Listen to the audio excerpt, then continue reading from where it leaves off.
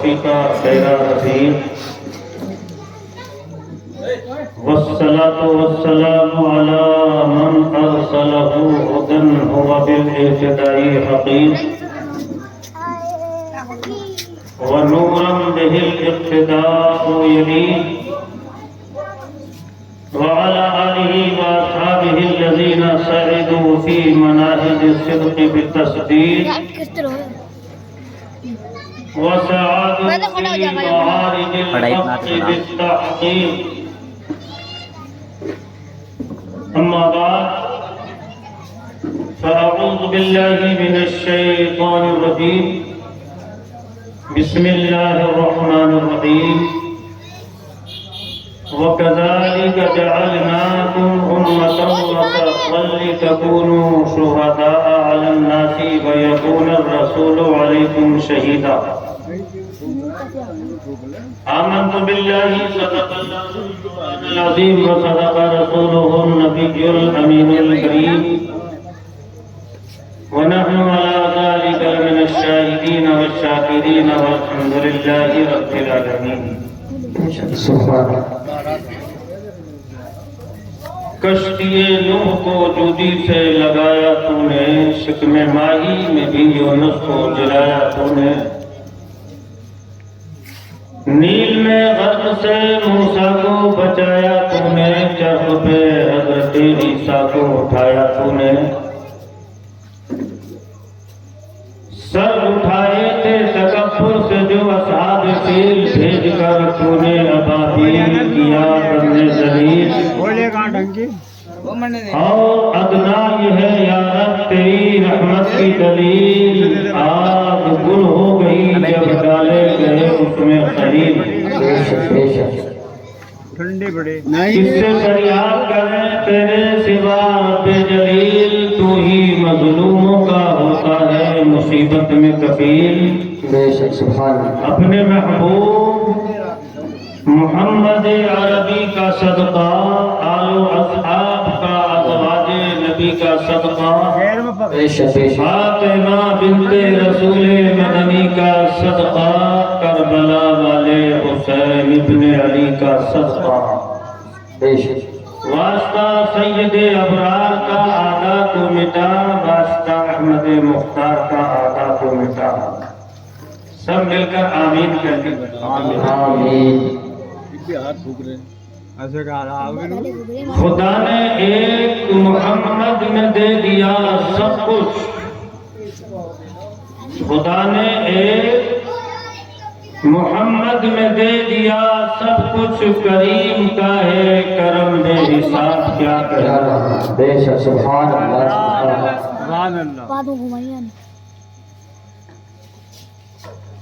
حضرات آغاز گفتگو میں اگر آپ حضرات کی اجازت ہو تو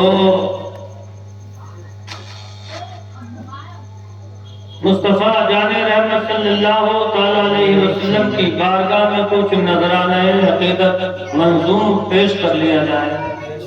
جی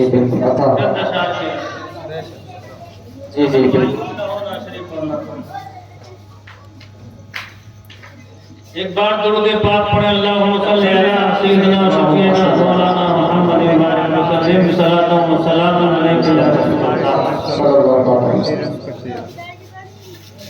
استاد زمان حضرت علامہ مولانا حسن رضا فاضل بریلوی کا کلام ہے، چند اشعار پیش کر رہا ہوں، سماعت فرمائیں. جی جی ایسا تجھے خالق نے یا رسول اللہ، ایسا تجھے خالق نے طرح دار بنایا، طرح دار بنایا. اگر تصور میں ڈوب کر یہ کلام سنیں گے تو بہت مزہ آئے گا آپ کو انشاءاللہ. سرکار کا حسن بے مثال حسن ہے. ایسا تجھے خالق نے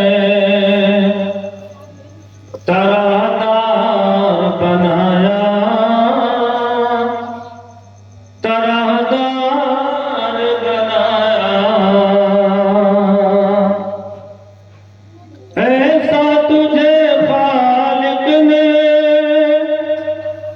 طرحدار بنایا، طرحدار بنایا، یوسف کو تیرا طالب دیدار بنایا، دیدار بنایا، یوسف کو تیرا طالب دیدار بنایا، دیدار بنایا۔ اور اس شہر میں سواد اعظم اہل سنت والجماعت کا عقیدہ سماعت فرمائیے۔ کونین بنائے گئے سرکار کی خاطر، سرکار کی خاطر، کونین بنائے گئے سرکار کی خاطر، سرکار کی خاطر، کونین کی خاطر تمہیں سرکار بنایا، سرکار بنایا، کونین کی خاطر تمہیں سرکار بنایا، سرکار بنایا۔ کنجی دی تمہیں اپنے خزانوں کی خدا نے، خزانوں کی خدا نے، کنجی دی تمہیں اپنے خزانوں کی خدا نے، خزانوں کی خدا نے، محبوب کیا مالک و مختار بنایا، مختار بنایا، ایسا تجھے خالق نے طرحدار بنایا۔ آخر شعر سماعت فرمائے۔ بے یاروں مددگار جنہیں کوئی نہ پوچھے، جنہیں کوئی نہ پوچھے، بے یاروں مددگار جنہیں کوئی نہ پوچھے، جنہیں کوئی نہ پوچھے، ایسوں کا تجھے یاروں مددگار بنایا، مددگار بنایا، ایسا تجھے خالق نے طرحدار بنایا، یوسف کو تیرا طالب دیدار بنایا۔ حضرات، خدا کا لاکھ لاکھ شکر اور احسان ہے کہ اللہ نے ہمیں اس آخری پیغمبر کی امت میں پیدا کیا کہ جس پیغمبر کی امت میں ان کا امتی بننے کے لیے انبیاء کرام نے اللہ سے بارہا دعائیں فرمائیں۔ بے شک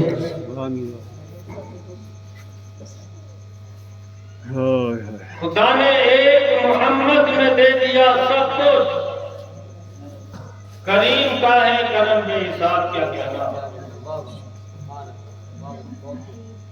لفظ محمد کو اگر پھیلاؤ تو زمانہ بنتا ہے، عالم بنتا ہے، عالمین بنتا ہے، سمیٹو تو محمد بنتا ہے۔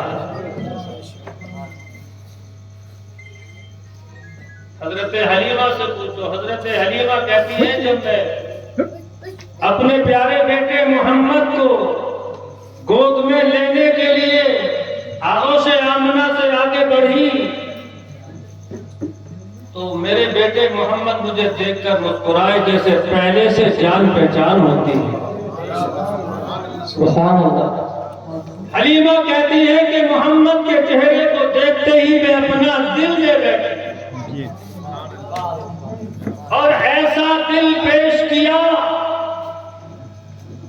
کہ جب یہ بدوی عورتیں مکے سے واپس جا رہی تھی بچوں کو لے کر،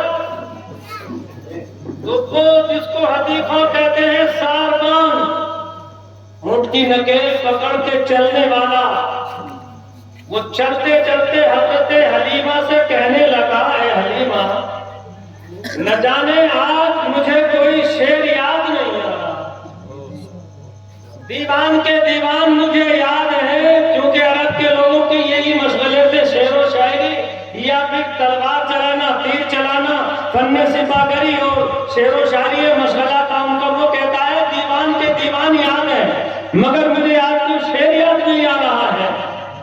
اے حلیمہ تو ہی کوئی شعر کہہ کر سنا،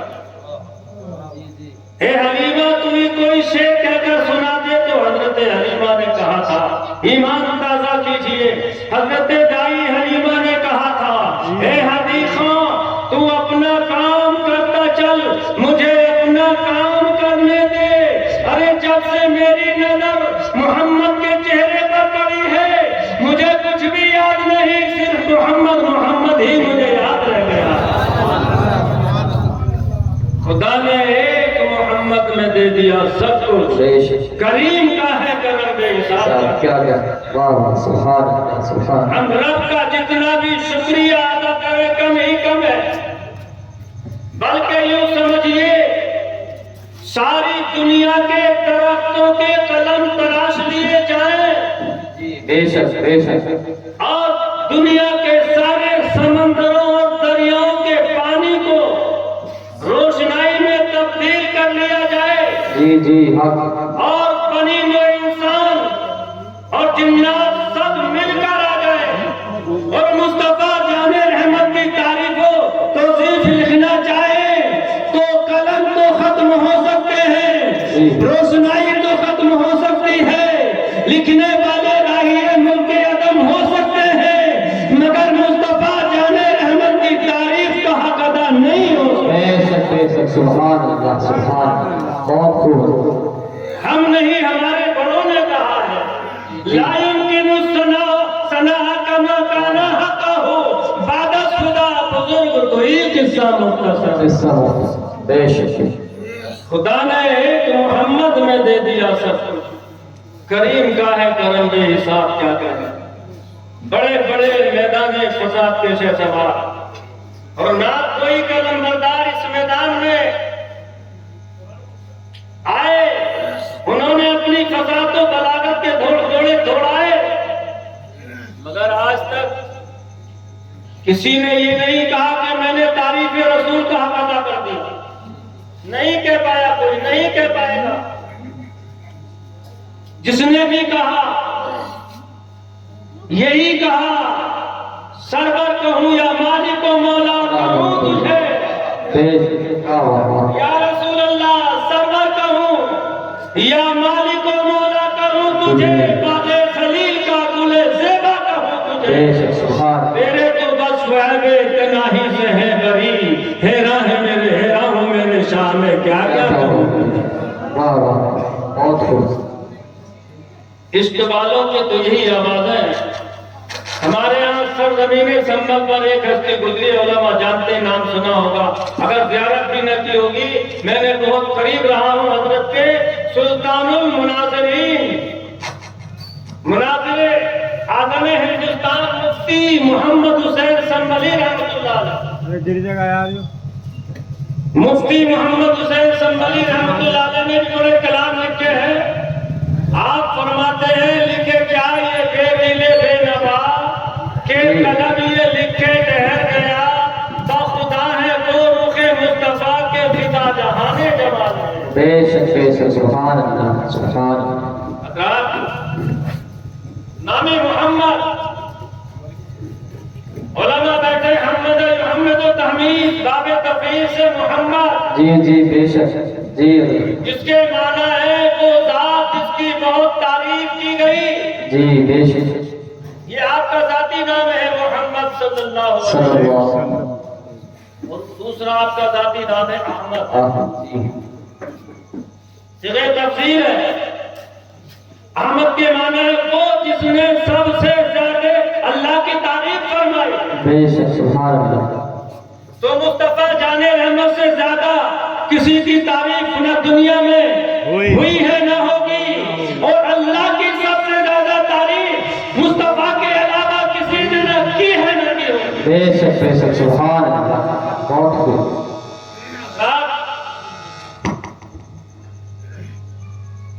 ہم ساری زندگی اللہ کا شکریہ ادا کرنا چاہیں تو نہیں کر سکتے. اور اللہ کی نعمتوں کا شکریہ تو کرنا ہی چاہیے.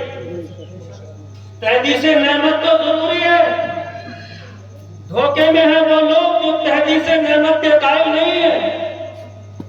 اور اللہ کی بے شمار نعمتیں ہیں انسانوں پر. وَإِن تَعُدُّوا نِعْمَتَ اللَّهِ لَا تُحْصُوهَا. اگر تم اللہ کی نعمتوں کو گننا چاہو تو نہیں گن سکتے ہو. بے شک جی بے شک. کیلکولیٹر لے لو, بڑے سے بڑا حساب کا آلہ لے لو, اگر تم اللہ کی نعمتوں کو شمار کرنا چاہو تو نہیں کر سکتے ہو. اللہ نے فرمایا اے انسان میں نے تجھے اتنی نعمتوں سے نوازا. اور سب سے بڑی نعمت, نعمتوں کی نعمت مصطفیٰ جان رحمت صلی اللہ تعالیٰ علیہ وسلم کی ذات گرامی ہے. بے شک. تو یہ جلسہ عید میلاد النبی تحدیث نعمت کے طور پر ہم یہاں پر بیٹھے ہوئے ہیں. اللہ نے ہمیں سب سے عظیم نعمت محمد رسول اللہ کی شکل میں عنایت فرمائی. ہم اس نعمت کا بطور شکریہ اظہار کرتے ہیں. بے شک سبحان اللہ سبحان اللہ. نعرہ تکبیر, نعرہ رسالت, نعرہ رسالت, نعرہ حیدری. لفظ محمد کی تو بہت فضیلت آئی ہے. میں ایک روایت سنا کر تھوڑا آگے بڑھوں. حضرات تفسیر روح البیان کی ایک روایت ہے. لفظ محمد, نام محمد کی برکت ہے. فرمایا گیا کہ بنی اسرائیل میں ایک آدمی تھا 100 سال کا بنا تھا. کتنا تھا؟ 100 سال کا بنا تھا. 100 سال. حضرات توجہ کیجئے, ادھر توجہ دھیان سے کیجئے. حضرات تھوڑا سا ہماری محفلوں میں یہ کمزوری آ گئی ہے کہ تقریریں اگر دھواں دھار ہونا 16 بار, جی جی, اور جیسے کہ سانپ ناچتا ہے دین پر, سفیرے کے دین پر, ہمارے اہل سنت اس طرح ناچنے لگے. یہ کمی آ گئی ہمارے. جی جی.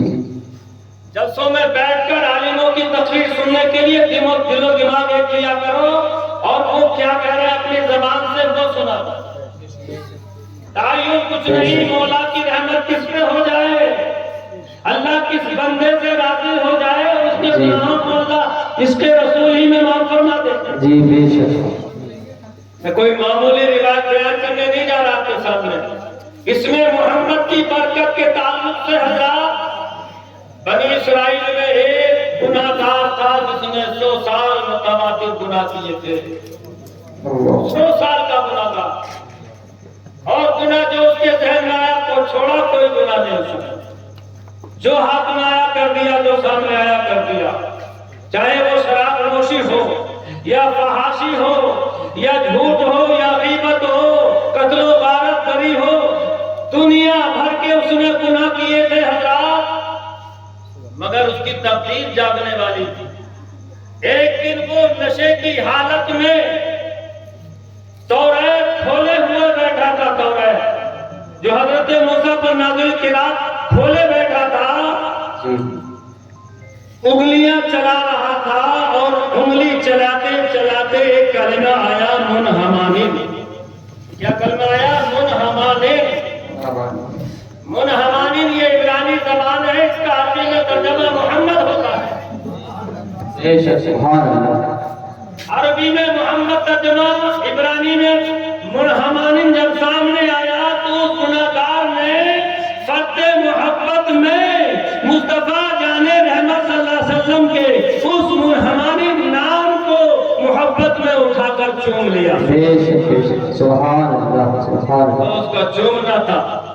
رب کی بارگاہ میں اس کی ادائیں پسند آ گئی. حضرات جب وہ مرا گھر والوں نے بہت بڑا گناہگار سمجھ کر اس کو دفن نہیں کیا, کباڑے میں پھینک دیا, پورا گھر پر ڈال دیا.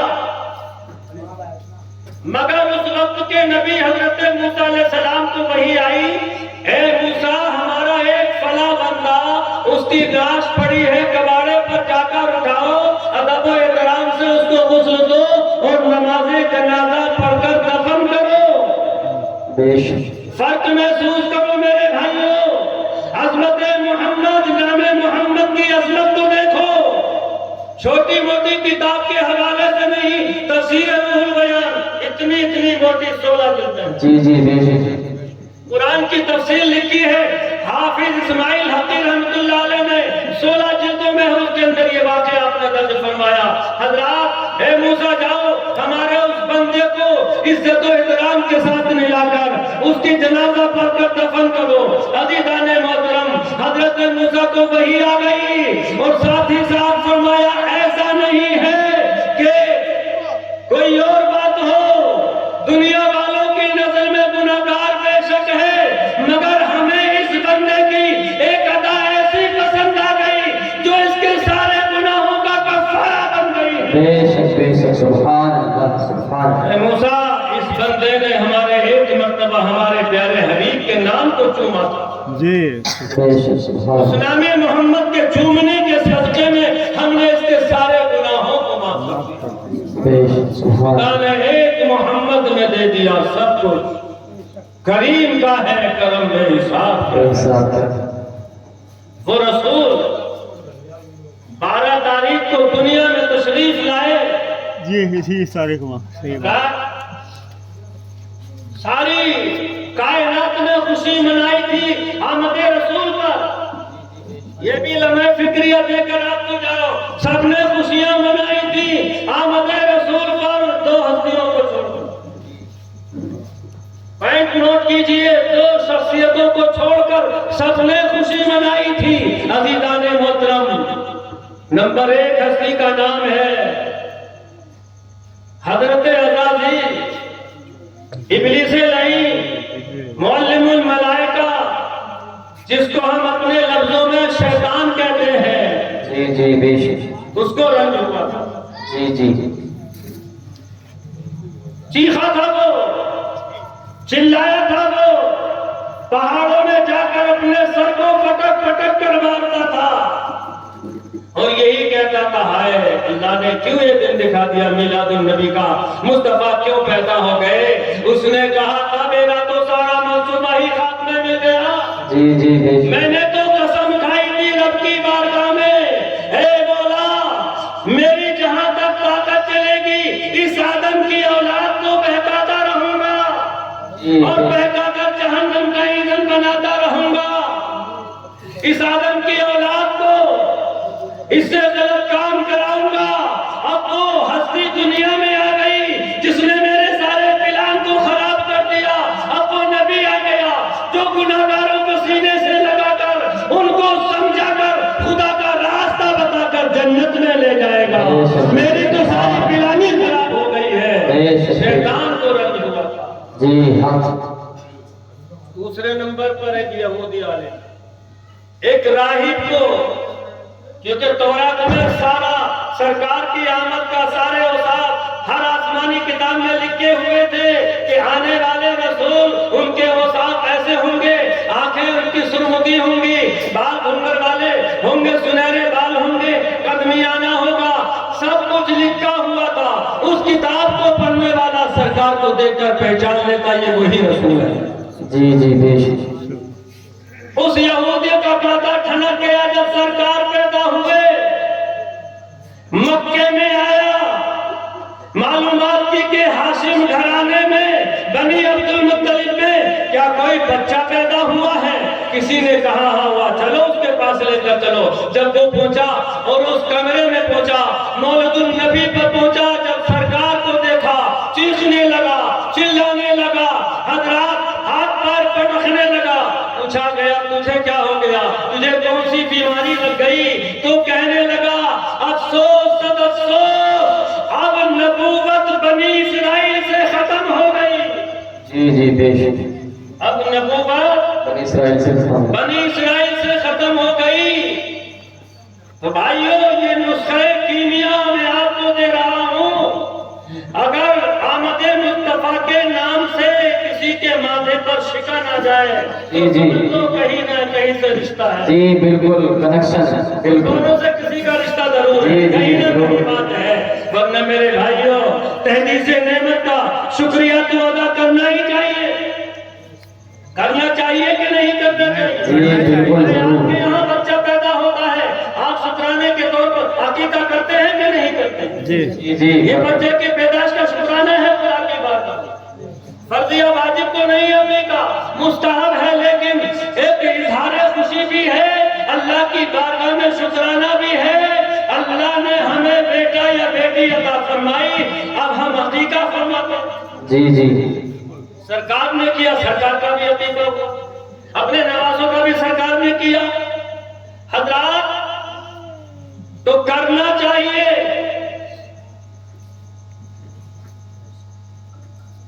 میلاد النبی کے موقع پر دیگے بنانا کوئی واجب یا فرض نہیں ہے. یہ میری بات ہضم کرنا شروع میں آپ کبھی سوچے گے اس کے مخالف ہے. دیگے بنانا, یہ شامیانے لگانا, مدرسوں میں مسجدوں میں پیسہ دینا فرض یا واجب نہیں ہے. مگر اللہ نے جس کو دیا ہے, اللہ نے جس کو نوازا ہے, تو اگر یہ پیسہ اس رسول کی آمد کی خوشی میں خرچ نہ ہوگا جس رسول کے صدقے میں ہمیں سب کچھ ملا ہے, تو ہمارا پیسہ بیکار ہے. اللہ جیسے جس کی حیثیت تو خرچ کرنا چاہیے, بے شک سبحان اللہ سبحان اللہ کرنا چاہیے. اگر کسی کے پاس کچھ بھی نہیں ہے, اگر کسی کے پاس کچھ بھی نہیں ہے دوستو, تو وہ اتنا تو کر سکتا ہے کہ محلے کے چند بچوں کو ساتھ میں لے کر آمد رسول کی خوشی میں کھڑے ہو کر مصطفیٰ جان رحمت کی بارگاہ میں نذرانہ صلاۃ و سلام تو پیش کر سکتا ہے. جی جی بے شک بے شک بے شک. میدان قیامت میں اس شاہان مصطفیٰ کی فہرست میں اس کا نام یقیناً نہ جائے گا. جی بے شک سبحان اللہ. ٹھیک مصر کی اس بوڑھی عورت کی طرح, مصر کی اس بڑھیا کی طرح حضرت یوسف علیہ السلام کو خریدنے کے لیے عزیز مصر کی دولت کے انبار لگے تھے بازار مصر میں. یوسف کو خریدنے کے لیے بڑے بڑے تاجر, ادیوگپتی, بزنس مین آئے تھے یوسف کو خریدنے کے لیے, کیونکہ غلامی کا زمانہ تھا, غلام خریدے جاتے تھے. یوسف علیہ السلام غلام بن کر آئے تھے مصر میں, اور سالار قافلہ اس لیے لایا تھا, بڑا خوبصورت غلام ہے, اس کو بیچ کر بڑی دولت حاصل کروں گا. بازار اعلان ہو گیا مصر میں, سب لوگ خریدار بن کر آئے تھے حضرات, لیکن ان خریداروں میں مصر کی ایک بوڑھی عورت بھی آئی تھی خریدار بن کر. اس کے پاس کیا تھا ایسا جانتے ہیں؟ وہ اپنی سود کی ہڈیاں لے کر آئی. ہمارے گھروں میں بھی پہلے عورتیں سود کاتا کرتی تھی, اب تو رواج یہاں ہے یا نہیں میں نہیں جانتا. تو عورت یوسف کو خریدنے کے لیے بوڑھی عورت سوئی کی ہڈیاں لے کر آئی تھی. حضرات کسی نے پوچھا, اے بڑھیا یہ بتا, جہاں بادشاہ کے خزانے خریداری کے لیے لگے ہو تیری ہڈیاں کی وہاں حیثیت کیا ہے؟ تو اس بڑھیا کے عشق نے یہی جواب دیا تھا, میں جانتی ہوں, مجھے معلوم ہے کہ میں نہیں خرید سکتی یوسف کو, لیکن قیامت کے میدان میں جب بازار قیامت میں خریداروں نے یوسف کی فہرست کو گنایا جائے گا, کون خریداروں نے یوسف میں میرا نام لیا ہے. بے شک سبحان اللہ سبحان اللہ. اگر کچھ بھی نہیں ہے خرچ کرنے کے لیے آپ کے پاس, تو کم سے کم اتنا کام تو کر سکتے ہیں, اور ایسا کیا ہے.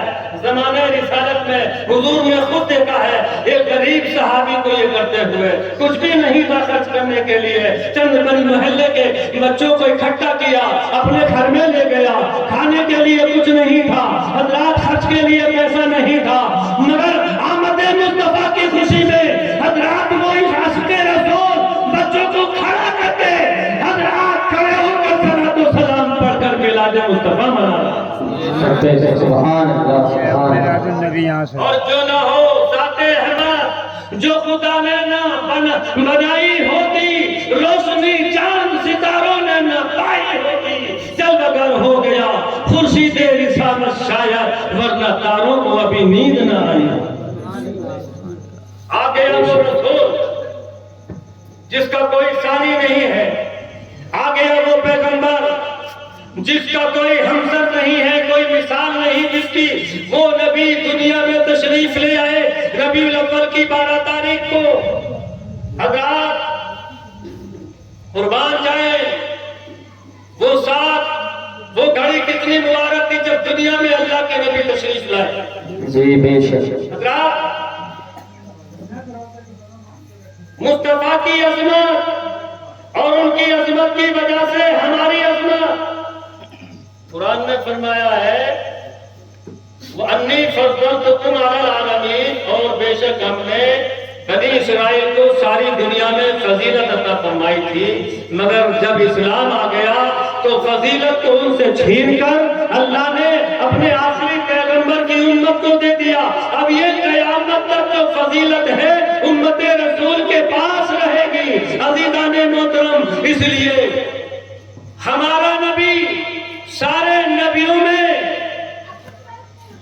سب کا نبی، امام الانبیاء، خطیب الانبیاء، افضل الانبیاء ہمارا نبی، اور تمام امتوں میں آپ کی امت خیر الامم ہے، افضل الامم سرکار کی امت ہے۔ بے شک بے شک سبحان اللہ۔ یہ فضیلت ہمیں کیسے ملی؟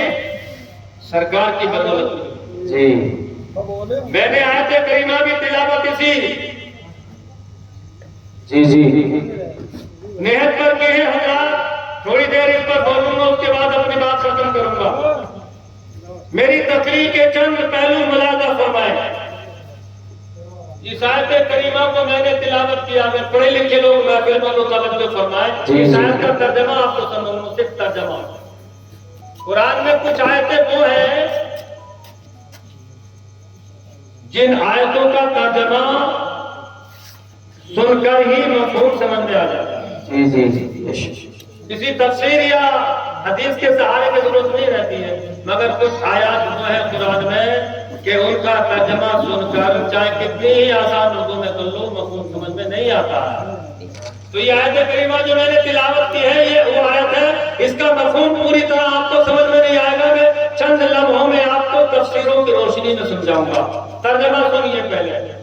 یہ آیت کریمہ سورۃ البقرہ آیت نمبر 143، وَكَذَلِكَ جَعَلْنَاكُمْ، اور اسی طرح بنایا ہم نے تم کو، اے مسلمانوں اسی طرح بنایا ہم نے تم کو، امتاً وسطا، ایک درمیانی امت وسط کا ترجمہ بہترین امت کیا گیا ہے، درمیانی یعنی بہترین امت بنایا، لِتَكُونُوا شُهَدَاءَ عَلَى النَّاسِ، تاکہ تم لوگوں پر گواہ ہو جاؤ۔ کہہ دیجئے سبحان اللہ۔ سبحان اللہ۔ وَيَكُونَ الرَّسُولُ عَلَيْكُمْ شَهِيدًا، اور رسول تمہاری گواہی پر گواہ ہو جائے۔ بے شک سبحان اللہ۔ ترجمہ تو آپ نے سن لیا، مگر آپ کی سمجھ میں یہ نہیں آیا کہ تم لوگوں پر گواہ ہو جاؤ اور رسول تمہاری گواہی پر گواہ ہو جائے۔ یقیناً آپ کی سمجھ میں یہ مفہوم نہیں آیا۔ اب آئیے اسی مفہوم کو سمجھیے، پھر اسی کو سمجھا کر رخصت ہو جاؤں گا۔ اہل علم کا اسٹیج ہے حضرات، تفسیروں کے سہارے سے، احادیث کے سہارے سے یہ سمجھاؤں کہ اس امت کو بہترین امت بنایا، یہ تو سمجھ میں آ گیا۔ اس مفہوم کی متعدد آیات ہیں قرآن کریم کے اندر اس امت کی فضیلت میں، لیکن یہ کہ تاکہ تم لوگوں پر گواہ ہو جاؤ اور رسول تمہاری گواہی پر گواہ ہو جائے، اس مفہوم کو سمجھ لیجئے۔ میرا بھی یہاں آنا کامیاب، آپ کا بیٹھنا بھی کامیاب۔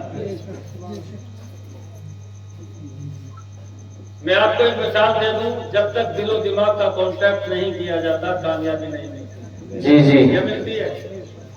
ساؤتھ افریقہ کی ایک یونیورسٹی کے گیٹ پر لکھا ہوا ہے، توجہ کریں آپ، ساؤتھ افریقہ کی ایک یونیورسٹی کے گیٹ پر لکھا ہوا ہے کہ کسی قوم کو برباد کرنے کے لیے، خاص طور سے نوجوان اس کو میرے سماعت فرمائیں، کسی قوم کو برباد کرنے کے لیے دور تک مار کرنے والے میزائلوں کی ضرورت نہیں ہے، ہتھیاروں کی ضرورت نہیں ہے۔ اگر کسی قوم کو مارنا ہے تو اس کی تعلیم کو مار دو، جی جی اس کی تعلیم میں کمزوری پیدا کر دو، جی اور جب تعلیم میں کمزوری پیدا ہو جائے گی اور ان اداروں کے پڑھنے والے طلبا اسٹوڈنٹسوں کو امتحان میں نقل کرنے کی کھلی اجازت دے دو۔ جی کیا کہا انہوں نے؟ بچوں کو امتحان گاہ میں پیپر حل کرنے کے لیے کھلی اجازت دے دو نقل کرنے کی، وہ قوم خود بخود مر جائے گی۔ جی جی کتنا گہرا جملہ ہے یہ، فکری جملہ ہے ہمارے لیے۔ نتیجہ کیا ہوگا؟ اس ادارے سے نکلنے والے انجینئر جب نکلیں گے نقل کر کر کے پاس ہو کے، تو نہ جانے کتنی عمارتیں برباد ہوں گی۔ اس ادارے سے نکلنے والے ڈاکٹر جب نکلیں گے سند لے کر، ڈگری لے کر، نہ جانے کتنے لوگوں کو وہ حضرات ملاحظے ملک عدم پہنچا دیں گے، کتنے لوگ ان کی دوا سے مر جائیں گے۔ جب ان اداروں سے ایسے جج نکلیں گے، نہ جانے کتنی حقیقتوں کا قتل ہوگا۔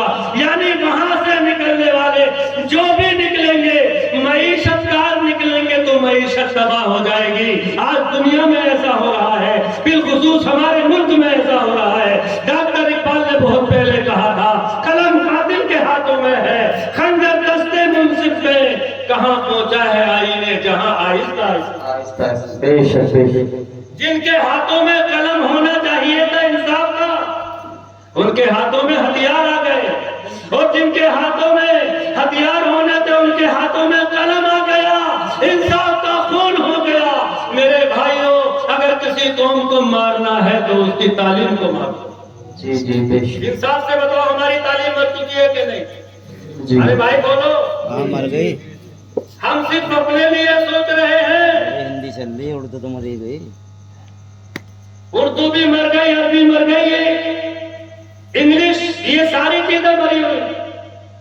آپ کو ماسٹروں کا حال نہیں معلوم ہے اسکولوں میں؟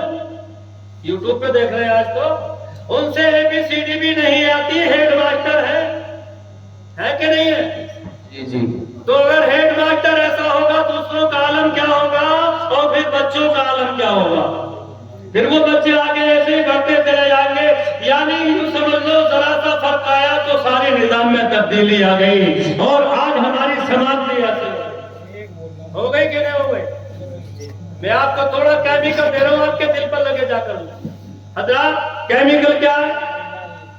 ہم سنیوں نے جلسے کرانے تو سیکھ لیے، یہ تو سیکھ لیا کہ جلسہ کرا دو 5 سال میں 1 مرتبہ 2 مرتبہ۔ مجھے بتاؤ کیا جلسہ کرانے سے حق ادا ہو گیا اسلام کا؟ میرے بھائیوں بتاؤ کیا حق ادا ہو گیا؟ نہیں ہوتا، حق ادا نہیں ہوتا۔ اور اب تو ستم والا ستم یہ ہے کہ جلسے نمود کے لیے ہو رہے ہیں، جلسوں میں بیٹھ کر اگر سیدھا سادہ کوئی عالم آ جائے، سیدھا سادہ مجھ جیسا، تو سوچتے مولانا ڈھیلے بول رہے تھے یار، مزہ نہیں آیا، کیونکہ آپ جلسوں میں مزے لینے لوگ ہیں۔ جی جی اور جب نظریہ ہی بدل گیا تو نظارہ بھی بدل جاتا ہے۔ بدلتا کہ نہیں؟